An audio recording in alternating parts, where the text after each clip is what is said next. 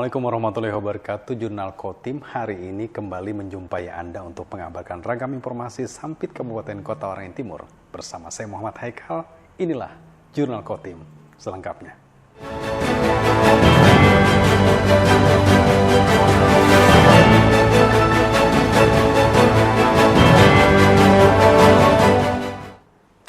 Guna mempermudah pelayanan kepada para aparatur sipil negara, pemerintah Kabupaten Kota Waringin Timur meluncurkan aplikasi layanan digital berbasis web. Selain lebih efektif dan efisien, layanan digital ini juga mencegah terjadinya korupsi, kolusi, dan nepotisme. Aplikasi Sistem Informasi Kepegawaian secara resmi diluncurkan Sekretaris Daerah Kota Waringin Timur Fajrul Rahman. Aplikasi ini merupakan hasil pengembangan Badan Kepegawaian dan Sumber Daya Manusia atau BKPSDM setempat. Peluncuran aplikasi ini juga diisi dengan bimbingan teknis bagi para pejabat pengelola kepegawaian dari masing-masing organisasi perangkat daerah, termasuk juga kecamatan dan kelurahan. Aplikasi yang mendapat sejumlah pembaharuan fitur ini bertujuan memudahkan ASN dalam mengurus administrasi kepegawaian, seperti pengajuan cuti, absensi, tunjangan, hingga kenaikan pangkat dan pensiun. Digitalisasi layanan kepegawaian ini merupakan upaya memberikan kemudahan pelayanan administrasi kepada ASN. Selain lebih efektif dan efisien, layanan digital ini juga untuk mencegah korupsi, kolusi, dan nepotisme di lingkup pemerintah daerah setempat. Pada hari ini kami launching tambahan layanan yang ada di dalam Simpek ini. Jadi tidak membuat aplikasi baru, hanya menambah fitur-fitur layanan yang nantinya terintegrasi. Sehingga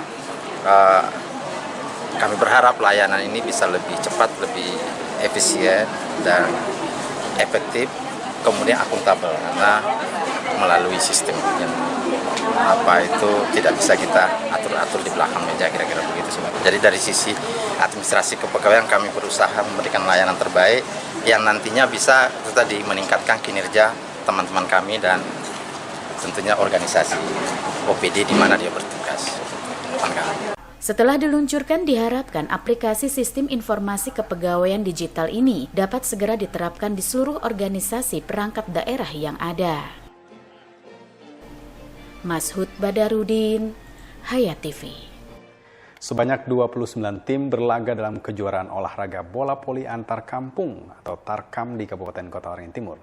Ajang untuk memudahkan olahraga ini digelar oleh Kementerian Pemuda dan Olahraga Republik Indonesia. Kejuaraan bola voli antar kampung oleh Kemenpora di Kota Waringin Timur digelar di lapangan bola voli Jalan Cilikriwut Sampit. Kejuaraan yang dimulai sejak Jumat kemarin ini dijadwalkan berlangsung selama 6 hari. Terdapat 29 tim yang berlaga dalam kejuaraan ini, yakni 16 tim putra dan 13 tim putri. Tim ini merupakan perwakilan dari masing-masing kecamatan, kelurahan maupun desa yang ada di Kota Waringin Timur. Kejuaraan cabang olahraga bola voli antar kampung ini dilaksanakan dengan sistem setengah kompetisi. Memasuki babak perempat final akan dilakukan sistem gugur untuk mencari 3 juara terbaik. Persiapan yang sangat sudah matang, sudah dilatih oleh beliau, dan kami upayakan supaya hari ini bisa maju ke final. Berapa lama kemarin Pak latihan Pak? Kurang lebih 3 bulan. Itu latihannya apa aja kemarin Pak? Fisik, passing, yang pastinya pertahanan di belakang, kekompakan antar teman. Kalau target sendiri seperti apa Pak? Target kami ya maju ke final dan dapat juara. Kejuaraan antar kampung Kemenpora digelar sebagai upaya dalam membudayakan olahraga di masyarakat, sehingga tidak ada batasan usia dalam ajang kejuaraan olahraga voli tersebut. Dari 17 kecamatan yang kita undang, alhamdulillah 16 kecamatan di bagian putra dan 13 di bagian putri. Itu mewakili kecamatan atau seperti apa sebenarnya Pak? Mewakili, untuk yang putra mewakili kecamatan, kemudian yang putri sebagian mewakili kecamatan, ada juga mewakili desa dan kelurahan. Kalau untuk peserta sendiri itu sebenarnya ada batasan usia Pak? Untuk bola voli tidak ada. Untuk umum, karena memang ini kan dari bidang pembudayaan olahraga. Artinya dari pihak kementerian mengharapkan sebenarnya agar masyarakat ini membudayakan olahraga gitu nah. Olahraga jadi budaya seperti itu. Jadi karena makanya ini tidak ada batasan umur gitu. Di samping bisa olahraga, bersenang. Selain bola voli, kejuaraan antar kampung Kemenpora juga mempertandingkan sejumlah cabang olahraga lainnya, yakni olahraga senam, lari 5 km, serta bulu tangkis. Mashud Badarudin, Hayat TV. Pemirsa, Kabupaten Kota Waringin Timur dipercaya untuk menjadi tuan rumah kejuaraan antar kampung Kementerian Pemuda dan Olahraga.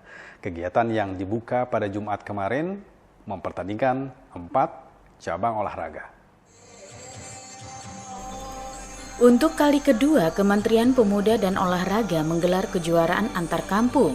Tahun ini terdapat 100 kabupaten atau kota yang ditunjuk sebagai tuan rumah. Salah satunya Kabupaten Kota Waringin Timur. Kejuaraan antar kampung Kemenpora digelar agar pertandingan olahraga dapat menyentuh seluruh lapisan masyarakat, tidak terkecuali di tingkat kabupaten atau kota. Langkah ini dilakukan sebagai upaya Kemenpora untuk mengajak seluruh lapisan masyarakat agar aktif berolahraga, sehingga cita-cita untuk mewujudkan Indonesia Bugar tahun 2024 dapat tercapai. Untuk Tarkam ini, kita Kemenpora memberikan kesempatan kepada daerah-daerah untuk mengajukan usulan sebagai tuan rumah Tarkam Kemenpora 2024. Saya rasa sudah cukup untuk melaksanakan Kota Waringin Timur sebagai tuan rumah Tarkam 2024. Kalau untuk Tarkam ini, memang ini program prioritas nasional untuk Kemenpora.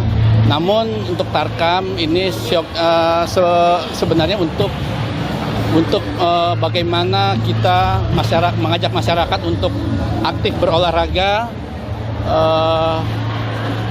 untuk mencapai kebugaran yang tadi saya sampaikan, untuk mencapai kebugaran Indonesia pada tahun 2045. Dipercayanya Kota Waringin Timur sebagai salah satu tuan rumah kejuaraan Tarkam Kemenpora disambut gembira pemerintah Kota Waringin Timur. Kejuaraan Tarkam Kemenpora ini mempertandingkan 4 cabang olahraga, yakni lari 5 km, senam, bulu tangkis, dan bola voli. Kita dipilih untuk melaksanakan pertama atau 2024 ini Tarkam, itu olahraga antar kampung sebenarnya. Olahraga ini di samping untuk prestasi, untuk lebih utama sebenarnya untuk memasyarakatkan olahraga, supaya masyarakat ini warga kita, warga Republik Indonesia ini bugar. Untuk itu makanya olahraga ini digalakkan sebenarnya untuk memotivasi warga masyarakat untuk berolahraga. Nah, harapan kita karena kita ditunjuk sebagai tuan rumah, sebagai percontohan di Kalimantan Tengah, harapan kita ini menjadi awal bagaimana bangkitnya olahraga kita. Tidak hanya olahraga prestasi, tapi masyarakatnya yang diharapkan berolahraga. Merupakan program Kementerian Pemuda dan Olahraga Republik Indonesia. Cabur atlet yang dilaksanakan yaitu yang pertama itu pandan lari 5 km dari start ini indoor ke sampai bundaran, balik lagi ke indoor. Nah, yang kedua cabur untuk senam SKJ dan Kirmas yang dilaksanakan di City Mall dengan jumlah 14 puskesmas dan ikutinya.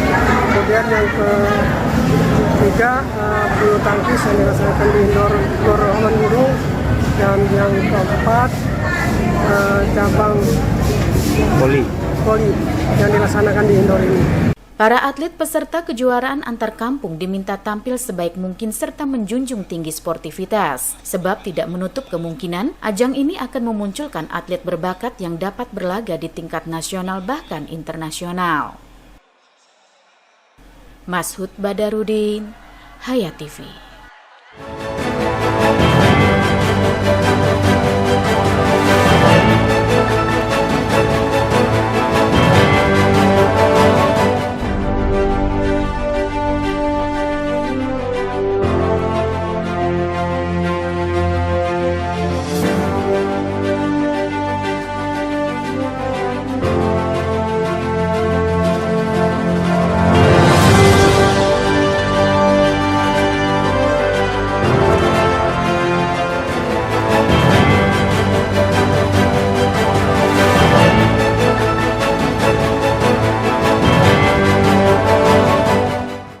Kabupaten Kota Waringin Timur menerima 1 ekor sapi kurban pemberian dari Presiden Joko Widodo. Selain itu, ada 150 ekor sapi kurban lokal bantuan dari pemerintah Provinsi Kalimantan Tengah. Bantuan kemasyarakatan berupa sapi kurban dari Presiden Joko Widodo secara simbolis diserahkan oleh Bupati Kota Waringin Timur Haliki Nur. Sapi kurban jenis limosin itu diserahkan kepada Masjid Nurul Iman di Jalan Pelita Timur Sampit. Sapi berukuran besar dengan usia sekitar 4 tahun ini memiliki bobot mencapai lebih dari 1 ton. Ustadz Juliansah selaku pengurus Masjid Nurul Iman Sampit merasa bersyukur pihaknya dipercaya menerima sapi kurban dari Presiden. Daging sapi kurban itu nantinya akan disalurkan kepada warga yang berhak menerimanya. Yang jelas kami mengucapkan ribuan terima kasih kepada Bapak Presiden yang telah memberikan bantuan berupa sapi limosin untuk masyarakat khususnya Mentawai Bau Ketapang lingkungan Masjid Nurul Iman. Itu aja. Informasinya sapinya berapa itu, Pak? Kalau tidak salah tadi informasinya 1 ton katanya, 1 ton. Berapa ekor? Yang dari Presiden, satu limosin. Pada Lebaran Idul Adha 1445 Hijriah, Kota Waringin Timur juga menerima 150 ekor sapi kurban dari pemerintah Kalimantan Tengah. Sapi kurban kemudian disalurkan ke sejumlah kecamatan yang ada. Sapi-sapi tersebut merupakan sapi lokal Kalimantan Tengah yang dibeli dari peternak asal daerah setempat. Kenapa kita membeli hewan kurban? Tujuannya supaya petani-petani ini kan gerakan untuk petani-peternak ini berjalan dengan baik. Jadi hasil dari itu tiap tahun pasti kita beli, tiap Lebaran kita beli, sehingga petani kita ini kan ada semangat, ada harapan kan gitu. Jadi ini kan bagus untuk menghidupkan petani juga. Di samping selaku gubernur juga untuk menjalankan kewajiban berbagi kepada masyarakat yang miskin, betul nutrisi kan. Karena sapi kan mahal. Nah dengan adanya ini kan mudah-mudahan sapi ini harganya murah kan. Yang kita beli sapi lokal. Saya larang untuk beli dari luar, kenapa? Untuk menghidupkan petani-petani, peternak yang ada di Kalimantan Tengah. Seluruh sapi yang diserahkan ke Kabupaten Kota Waringin Timur sudah menjalani pemeriksaan kesehatan hewan, sehingga layak kurban dan aman untuk dikonsumsi. Mashud Badarudin, Hayat TV. Pemirsa, warga di Sampit, Kabupaten Kota Waringin Timur dibuat resah dengan keberadaan tawon Vespa yang bersarang di atap rumah. Petugas Dinas Pemadam Kebakaran dan Penyelamatan setempat yang mendapat informasi datang ke lokasi untuk melakukan pemusnahan. Tawon Vespa afinis yang terkenal dengan sengatan beracunnya tersebut bersarang di atap rumah warga di Jalan Bumi Raya, Kecamatan Baamang. Pemusnahan sarang tawon Vespa oleh petugas damkar dan penyelamatan dilakukan pada malam hari, sebab minimnya cahaya membuat tawon Vespa tidak terlalu agresif. Sarang tawon Vespa berdiameter sekitar 50 cm itu diperkirakan berusia 1 bulan lebih. Keberadaannya baru diketahui warga ketika pemilik rumah hendak merenovasi atap rumah. Beruntung selama ini tidak ada warga yang menjadi korban dari serangan tawon Vespa tersebut. Terus terang aja baru hari ini kami lihat, kelihatannya itu memang berat, maka kami suruh yang punya rumah tadi memanggil grup damkar. Tapi tahu kalau tawon Vespa ini berbahaya, bisa tahu menyerang. Sudah tahu, makanya segera tadi. Karena terus terang baru hari ini sih kami tahu. Itu pernah menyerang warga di sini? Tidak pernah. Karena tawon Vespa merupakan hewan yang membahayakan, maka pemusnahan sarang tawon Vespa pun dilakukan dengan teknik khusus. Bahkan petugas turut dilengkapi alat pelindung diri lengkap guna mencegah sengatan tawon. Menggunakan sistem menutup pada sarang, menggunakan bahan seperti membuat corong dan menyemprotkan cairan yang mana fungsi cairan tersebut untuk mematikan tawon tersebut. Kalau dari ukuran sarangnya tadi seperti apa kira-kira? Kurang lebih 50 cm, kurang lebih. Ya, jadi sarang ini bertingkat-tingkat dia. Tawon tersebut dalam ukuran 1 minggu saja sudah lumayan seperti kepalan tangan. Jadi kalau menurut kita ukuran 50 cm, kurang lebih 50 cm tersebut kurang lebih 1,5 bulan perkiraan. Alhamdulillah pada saat pelaksanaan tidak ada kendala karena kita melaksanakan operasi ini kita laksanakan pada malam hari. Jadi tawon tersebut berkumpul semua. Jadi memudahkan para petugas untuk melaksanakan eksekusi sarang tawon tersebut. Pemusnahan sarang tersebut dilakukan agar tawon Vespa tidak lagi bersarang di tempat tersebut. Petugas juga mengedukasi warga terkait dampak yang ditimbulkan dari sengatan tawon Vespa, serta langkah yang perlu dilakukan jika menemukan sarang tawon Vespa. Mashud Badarudin, Hayat TV.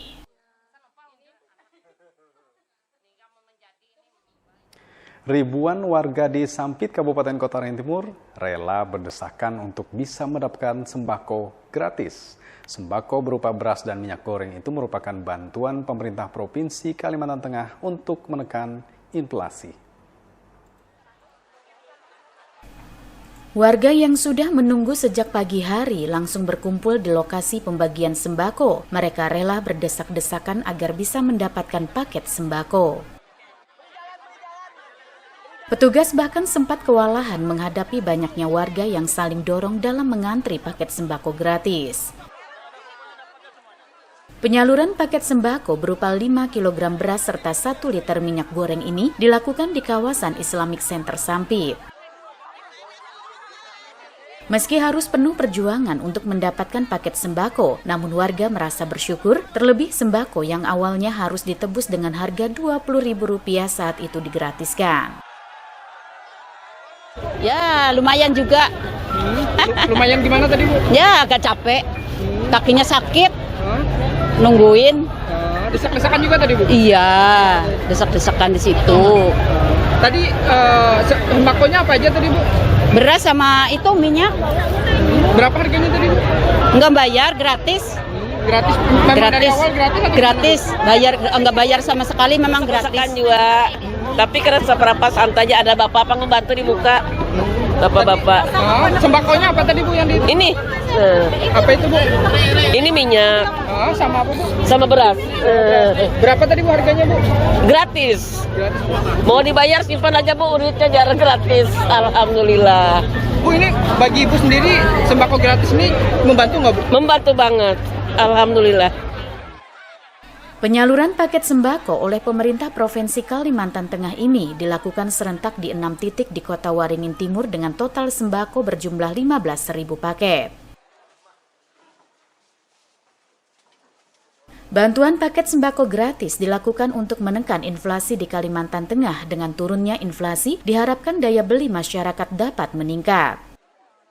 Ya, harapan kita kan bisa menekan inflasi yang ada di Kalimantan Tengah. Terus kita tekan terus masalah pangan yang lain juga sama, seperti cabai, bawang merah, bawang putih, gula, minyak migor, nah ayam pedaging, ayam bertelur. Ini sangat pentingnya pasar penyimbang ini atau pasar murah ini di kabupaten kota se-Kalimantan Tengah. Ini kita lakukan serentak, bukan cuma di Kotin, kita lakukan terus. Dan ini perintah Presiden juga. Di seluruh provinsi sama. Kita menekan inflasi, mudah-mudahan Kalimantan Tengah tidak terlalu tinggi. Nanti harapan kita dengan tidak inflasi ini kemampuan daya beli masyarakat ada. Bantuan paket sembako ini juga disalurkan ke sejumlah kabupaten dan kota lain di Provinsi Kalimantan Tengah. Mashud Badarudin, Hayat TV.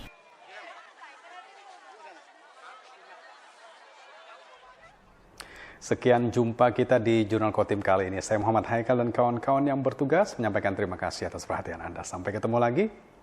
Assalamualaikum warahmatullahi wabarakatuh.